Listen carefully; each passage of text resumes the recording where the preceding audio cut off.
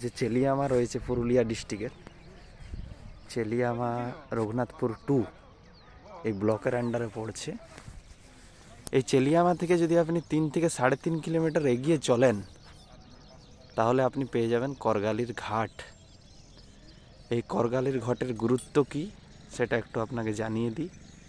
এই করগালির ঘাট থেকে আপনি দামোদর নদীটিকে যদি পার করেন তাহলে ঝাড়খণ্ড রাজ্যের আপনি সরসাকুড়ি নামক এক ঘাট থেকে সোজাসুজি শীতলপুর বা বেলিয়াপুরের বা সিন্দ্রির কাছাকাছি পৌঁছে যাবেন। এখান থেকে বেলিয়াপুর যাওয়া খুবই সহজ। এই নদীটির যদি আপনি চওড়া মাপার চেষ্টা করেন মাত্র 100 মিটার রয়েছে এবং এখান থেকে নৌকা সকাল 6টা থেকে শুরু করে রাত্রি 6টা পর্যন্ত পাওয়া যায় এবং নৌকার ভাড়া খুবই নগণ্য। একবার এপার থেকে ওপার পারাপার হওয়ার জন্য মাত্র 10 টাকা লাগে। আপনি দেখতে পাচ্ছেন অনেক নৌকা রয়েছে। এখন একটি নৌকা চলে গেছে। এধারের ঘাট যেটা বেঙ্গলের মধ্যে পড়ছে সেটার নাম করগালির ঘাট, আর ওই পারে যে ঘাট ওটা দুটা নামই পরিচিত, একটা হচ্ছে সরসাকুড়ি ঘাট, একটা হচ্ছে ছাইগাদা টেম্পু স্ট্যান্ড। ঠিক আছে, এবং এই নৌকার মাধ্যমে আপনি বাইক নিয়েও পার হতে পারেন। বাইক নিয়ে পার হলে আপনাকে বাইক সমেত 40 টাকা দিতে হয়। 30 টাকা বাইকের ভাড়া, 10 টাকা মানুষের ভাড়া। এই নৌকা পার করার পর আপনি 1 কিলোমিটার যদি হেঁটে দেন তাহলে আপনি মেন রোড পেয়ে যাবেন, যেটা হচ্ছে সিন্দ্রি বেলিয়াপুর রোড। এবং বেলিয়াপুর থেকে আপনি যদি গোবিন্দপুর যেতে চান তাহলে সেটারও সরাসরি যোগাযোগ রয়েছে। আমার বাড়ি দুবড়া, এটার থেকে আমি প্রায়ই আসা যাওয়া করি। আপনি দেখতে পাচ্ছেন এখানে অনেক বাইক রয়েছে, অনেক দোকানদার রয়েছে। একটু দূরে ইট দেওয়া হচ্ছে, এগুলো ইটের মাটি। এই মন্দিরটা ডুবে যায় বর্ষাকালে। এই যে মন্দির আপনি দেখা পাচ্ছেন, বর্ষাকালে পুরোপুরি ডুবে যায়। এই নৌকাগুলি যেগুলো রয়েছে এগুলো মাছ ধরার জন্য। এই দেখুন এধারে মাঝি মাছ ধরছে। নদীটির গভীরতা খুবই 100 মিটারের কাছাকাছি, মাঝ বরাবর গভীরতা রয়েছে। ওপারে আশা করে দেখতে পাচ্ছেন, আমি জুম করার চেষ্টা করছি। এই যে নৌকা, এই যে দেখতে পাচ্ছেন, ওপারে ভরে যাবে, তারপরে এপারে চলে আসবে, তখন আমরা এখানে পার হয়ে যাব। আচ্ছা, আপনাকে ভাড়ার ব্যবস্থাটা বলিনি। এই যে ঝাড়খণ্ড সাইড যে ঘাট রয়েছে সেখানে কোনো ধরনের নৌকার জন্য ভাড়া নেওয়া হয় না।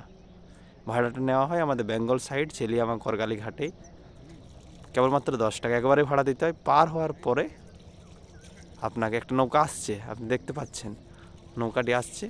এবং আরেকটি কথা বলতে ভুলে গেছি, এই নৌকাগুলি টোটালি মোটর চালিত, এর মধ্যে এক জেনারেটর বসানো রয়েছে এবং এই জেনারেটরের মাধ্যমে খুব সহজেই আপনি পার হতে মাত্র 1 মিনিট সময় লাগে স্টার্ট করার পর। আপনি অবশ্যই আওয়াজ পাচ্ছেন। শেষে আমার ছবিটাও দেখাবো আপনাকে, কোনো চিন্তা নেই। প্রথমে আপনি নৌকাটি দেখে নেন, ওপার থেকে এপার আসছে। খুবই সুন্দর ব্যবস্থা, খুবই সুন্দর জায়গা। একবার যদি আপনি এই পাশ দিয়ে যাওয়া আসা করতে শুরু করেন তাহলে আপনার ওই গোবিন্দপুর যাওয়ার জন্য বা বেলিয়াপুর যাওয়ার জন্য আপনি কোনোদিনই ঘুরে ঘুরে যাবেন না। খুবই ভালো ব্যবস্থা। আপনি দেখুন, পুরো ঘটনাটি আপনাকে দেখাবো।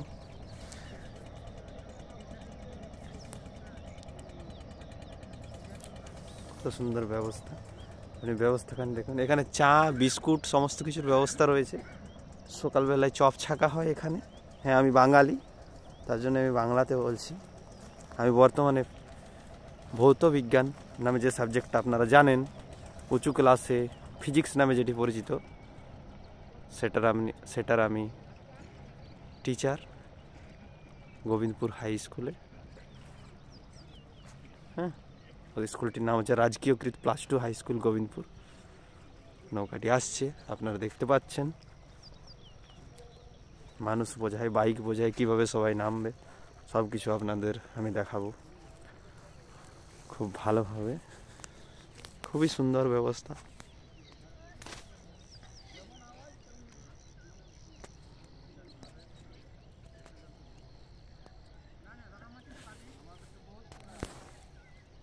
এই দেখুন, এই নৌকাটি পৌঁছে গেছে, কিভাবে বাইক নামছে, কিভাবে মানুষ নামছে, সমস্ত কিছু জিনিস আপনাদের আমি দেখাবো। খুবই কম ভাড়া, খুবই সুন্দর ব্যবস্থা, আপনি খুব খুশি হবেন। ভোরবেলা এখানে সূর্য দেখা যায়। এখন সময় যদি আপনি বলেন, মাত্র 6:45 হয়েছে সকাল। আজকের তারিখ যদি বলেন 17 ফেব্রুয়ারি আর 2025 সাল। আপনি দেখুন প্রসেসটা, পুরো প্রসেসটি লক্ষ্য করুন কিভাবে ব্যবস্থা করা হচ্ছে। কতগুলো বাইক রয়েছে আপনি দেখুন। খুবই ব্যবস্থা ভালো। একটা নৌকা আসা যাওয়া করছে, এটার থেকে খালি হয়ে গেলে আমি চেপে যাব, পার হয়ে ওপার চলে যাব, ফের ওপার থেকে লোক নিয়ে এই পারে আসবে।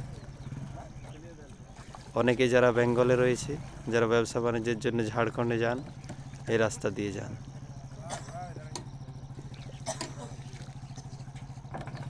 খুবই সুন্দর ব্যবস্থা। দেখুন বাইকগুলো কীভাবে নামছে, কি প্রসেস আপনারা খুব ভালোভাবে লক্ষ্য করতে পারেন।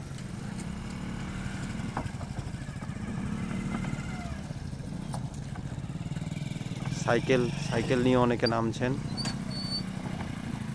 দেখুন প্রসেসটা দেখুন, কত সুন্দর ব্যবস্থা, কত সুন্দর সুবিধা, খুবই কম সময়ের মধ্যে। আচ্ছা, অনেকে জিজ্ঞেস করেন এখানে ব্রিজ হবে নাকি? ব্রিজ হওয়ার সম্ভাবনা এখন নেই। অনেকে বলে চলছে, টাকা স্যাংশন হয়ে গেছে। কথাগুলো টোটালি মিথ্যা, ওসব কথায় কান দেবেন না। আপনাকে নৌকার ভিতরে যে মোটর লাগা রয়েছে সেটাও আমি একটু দেখাবো। প্রথমে সবাই নেমে যাক, তাহলে ভালো করে আপনারা বুঝতে পারবেন। দেখুন এপারের লোকরা চাপার জন্য রেডি রয়েছে, কিন্তু এটা ঠিক নয়, সবাই নেমে যাওয়ার পরেই চাপা উচিত। কখন ছাড়বে এটা একটা আপনাদের মনে প্রশ্ন হতে পারে। ওদের যে একটা অ্যামাউন্ট ওরা যোগ করে নেয়, ঠিক হচ্ছে কিনা, তবেই তারা ছাড়ে, না হলে ছাড়ে না। তার জন্য একটু অপেক্ষা করতে হয়। খুবই জলদি লোক এসে পৌঁছে যায়। হ্যাঁ, কোনো অসুবিধা নেই।